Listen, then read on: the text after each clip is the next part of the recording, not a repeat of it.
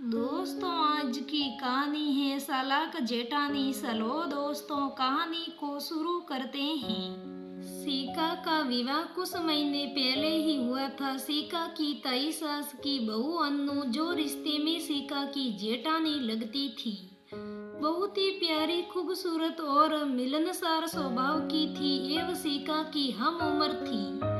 इसी कारण सीका और अन्नू एक दूसरे से जल्दी ही घुल मिल गई थी और कुछ ही दिनों में देवरानी जेठानी के रिश्ते इतने घनिष्ठ सखियों सी हो गई थी, यानी दोनों एक दोस्त बन गई थी। सीका को अन्नू के बिना एक दिन भी चैन नहीं आता था।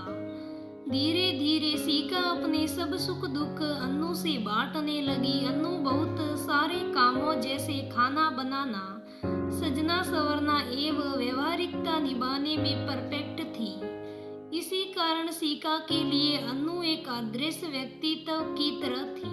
पर इधर कुछ दिनों से सीका देखती अन्नू अक्सर ही खानदान की किसी न किसी जेठानी, देवरानी और सासों की बुराई करती थी या उनमें कोई ना कोई कमियां निकालती रहती। साथ ही सीका को भी सस्ते करती की रहती कि उनसे दूर ही रहना, ज्यादा मेल विलाप मत रखना। मगर जब भी कोई फैमिली गैदरिंग होती तो अन्नू उन्हीं रिश्तेदारों से साथ हंसती मुस्कुराती और उतनी आव भगत में लग जाती। सब रिश्तेदार भी अन्नू की तारीफों के फूल बांधे रहते। सभी कहते बहू हो तो अन्नू जैसी।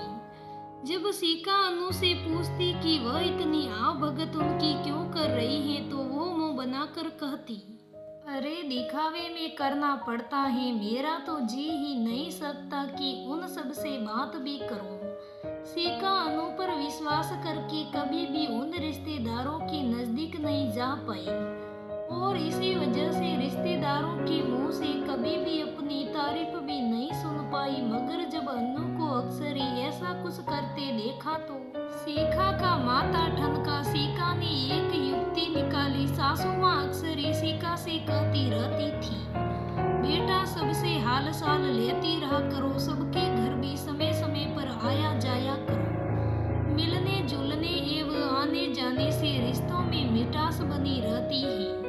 सीका ने सासू माँ से पूछकर सभी रिश्तेदारों के बर्थडे और एनिवर्सरी की डेट पूछकर एक डायरी में नोट करी। अब सीका ने धीरे धीरे सबसे एनिवर्सरी और बर्थडे बधाई देने के बहाने बात भी करनी शुरू करी।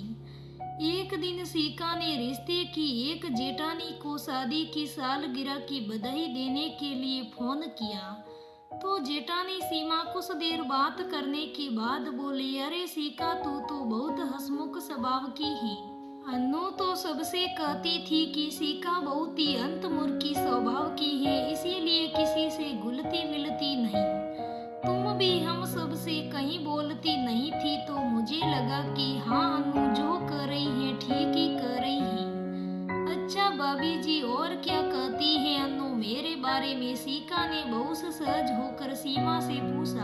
अरे यही कि तू हर वक्त हर चीज में अन्नू की मदद लेती है, तुझे तो ढंग से खाना बनाना भी नहीं आता, बल्कि अन्नू ने तुझे बहुत सारी चीजें सिखाई हैं।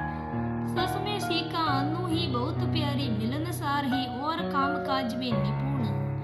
आइडियल बहू है वो हमारे खानदान की। जी भाभी आप बिल्कुल सही कह रही हैं। उनकी बात का समर्थन करते हुए सीका ने फोन रखा। सीका का दिमाग घूम गया था। उसको अन्नू से ये उम्मीद नहीं थी। वह तो अपने को बहुत खुश नसीब मानती थी कि ससुराल में उसे अन्नू जैसी सहेली मिली। उसे क्या पता था कि अन्नू दोस्त बनकर उसे पीठ में खंजर भोग रही थी, रिश्तों में राजनीति कर रही थी ताकि वह अकेले ही पूरे खानदान की गुड बॉक्स में अव्वल नंबर पर रहे। सीका से रहा ना गया और उसने अन्नू को फोन मिलाकर कहा, अन्नू तुम मेरी इतनी तारीफ सबसे बार करती हो कि मेरा दिल खुश हो गया।